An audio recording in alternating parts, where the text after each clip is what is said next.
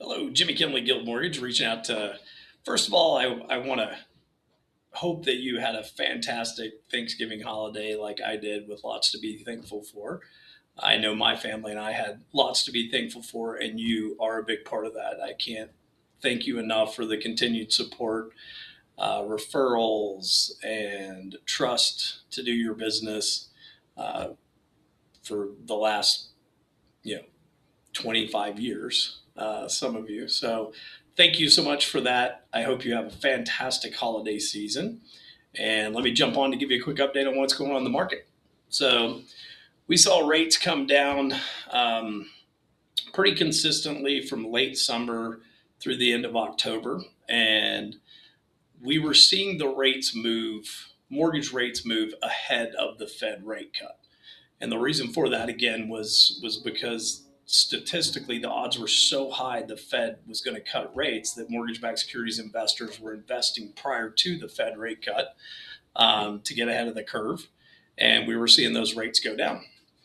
Um, the low point was the October rate cut, and we saw rates move down 0.25% ahead of that rate cut.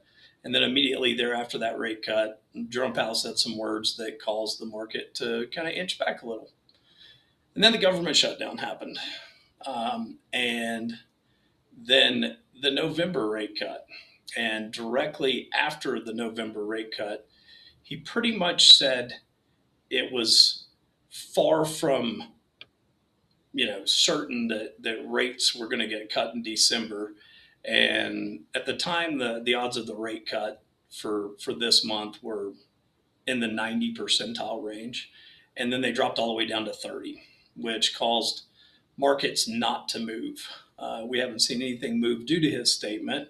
Unfortunately, with all his statement was yet again probably a false statement.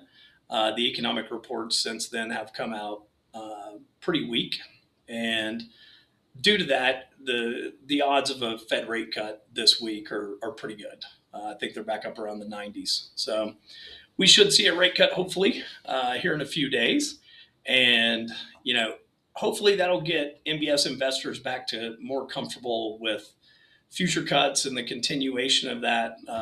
Hopefully by now, even if he says we're going to have to stop cutting rates after that, investors will start to say, well, that's what you said the month before and the month before that, and you cut rates anyway. So, fingers crossed we'll keep going in the right direction. Rates haven't really gone back up that much since they hit their low point a few months ago.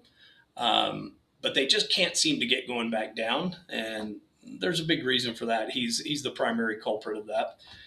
Either way, I think we'll continue to see rates float in this range or slowly get better. And the closer we get to May, which is the end of Jerome Powell's term, I think things will move even better. But if you're thinking about buying, I know I keep saying this, but if you're thinking about buying a house, the houses are sitting, buyers are getting deals. I mean, you can't go in crazy lowball because a lot of the sellers have already lowered their prices to be more competitive. And but you can definitely negotiate, seller concessions and buy downs and inspection stuff and stuff that in a hot market when the rates do go down and the buyers decide to all come back out at once, not only will you have to go at list price, maybe above list price, you can't be as aggressive with negotiations or repairs to the house or things of that nature. So if you're thinking about buying, I'm going to keep saying it until the window is closed. Get out there before everybody else does. The rates will continue to go down, and the rates are a lot better. I mean, we're a full percentage point better than we were a year ago. So either way, I hope you're doing fantastic. I hope you have a great holiday season. And if you need anything, give me a call, 720-261-1410. Thanks.